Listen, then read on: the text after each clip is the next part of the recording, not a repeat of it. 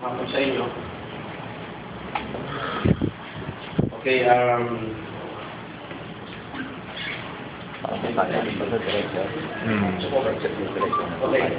Yung tungkol po sa 7 trumpets na mabilis kong na-share, yung tungkol sa parallelism. Ibig po sabihin, ito muna issue doon papunta to sa trumpets. Alam niyo siguro yung famine sa Egypt, di pa famine, yung 7 years plenty at 7 years famine. In 7 years plenty, di po larawan ng 7 church ages. 2, 3, 1, 2, 3, 4, 5, 4, 5, 6, 7. Okay. Ngayon,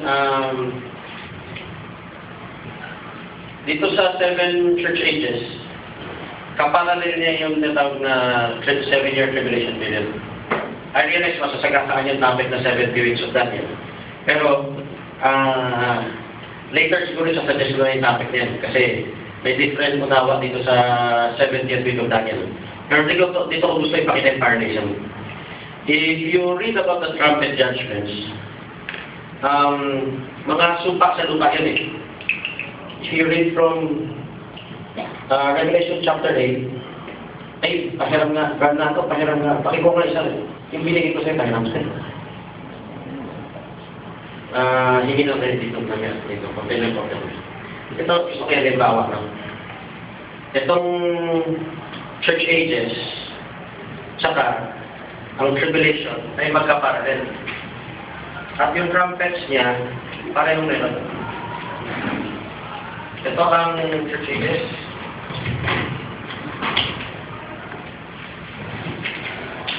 Itong church ages, ito naman yung tribulation period.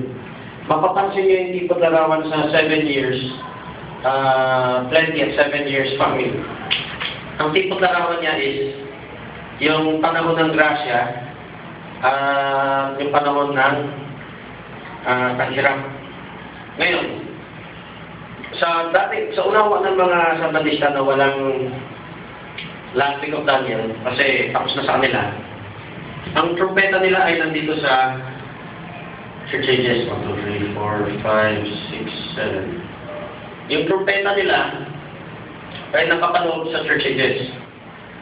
Ngayon, sa mga ibang protestante na nagtuturo, in-apply nila lahat ang trumpeta dito. Kaya Berga, naka-apply yan doon, no? Sa tribulation period. 1, 2, 3, 4, 5, 6, 7. Okay. So, ano yung dalawa totoo? Pag binasa niya yung Feast of the Trumpets ni Barbanam, ikakalat niya yan equally. Meron dito sa tribulation, meron doon sa church ages. Ngayon, meron din siya mga statements na parang nagbaback and forth siya rito. Ngayon, gusto ko ipaliwanag, si Brother Branham ay nagbabasa rin sa SDA yan, kay Ellen Goldwyn. So, nakakapulot siya ng ideas. Halimbawa, yung 3.5 years na teaching.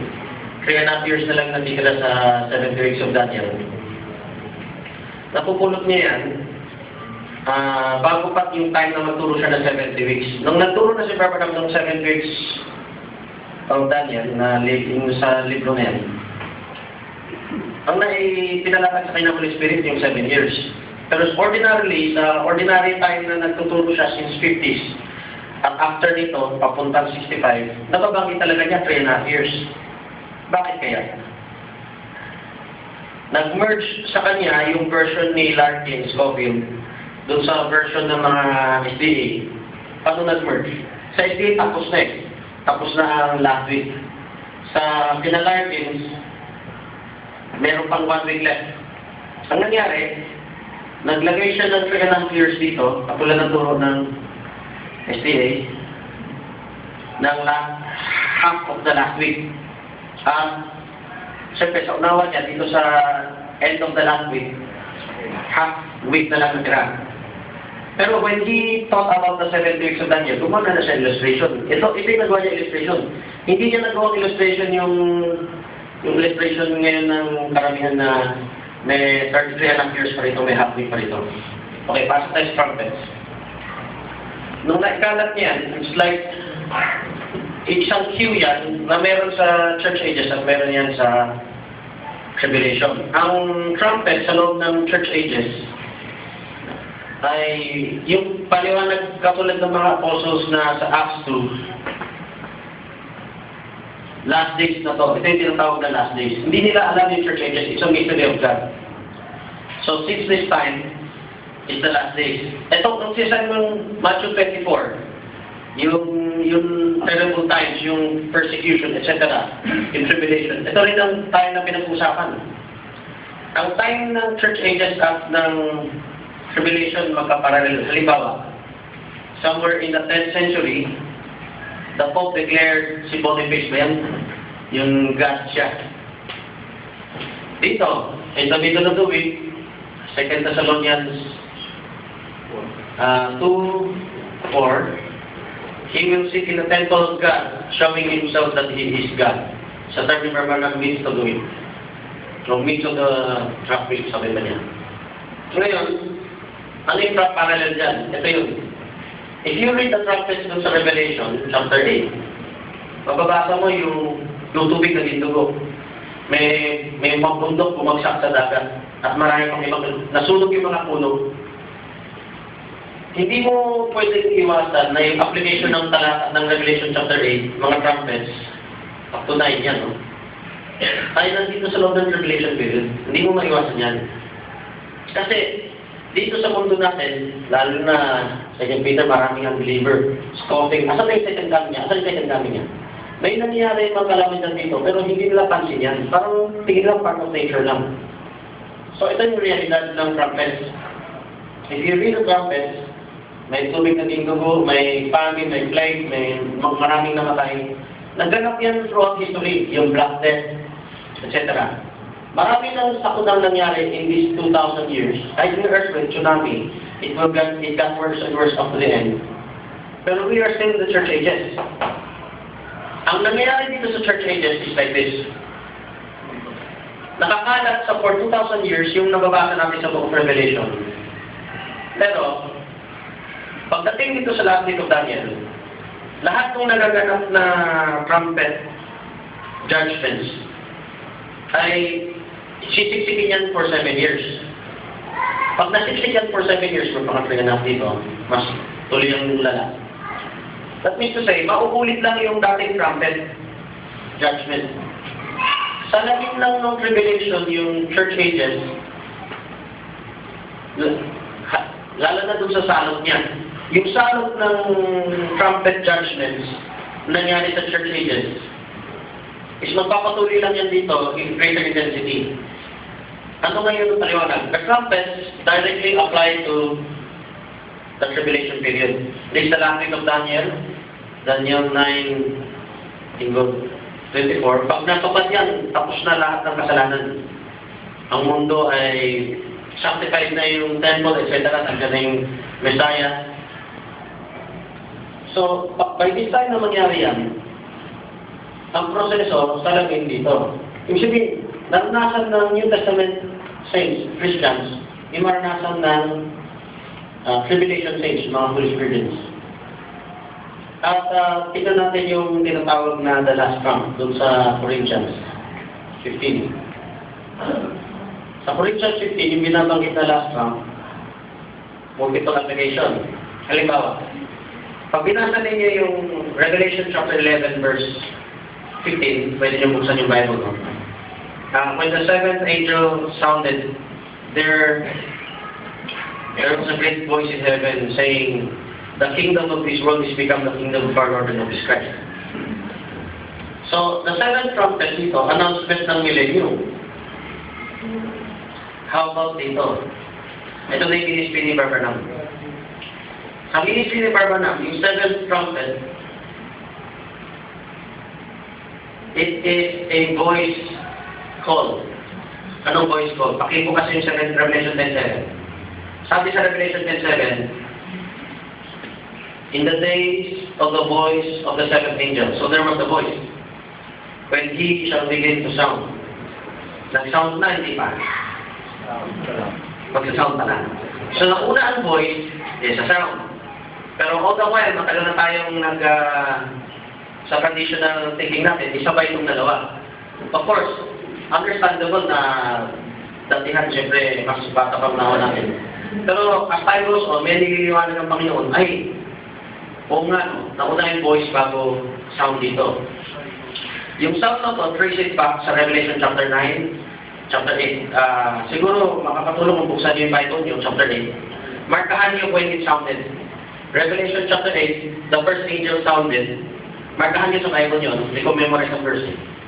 Revelation chapter 8. Anong verse yun nung sinabi na the first angel sounded? Anong verse yun? Verse 7? Paki-check. The first angel sounded? Tama ba?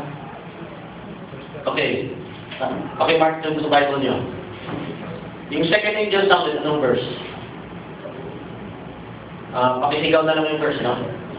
Verse 8. Ito, verse 7. Ito, verse 8. Oh. Third angel. Verse 10. Verse 10. Fourth angel. Verse 12. Verse 12. Okay, mapapansin niyo palayan ng palayan yan. Asan ang fifth angel sounded? First 9:1. Revelation chapter 9, verse 1. Verse 1 to. Asan ang sixth? 13.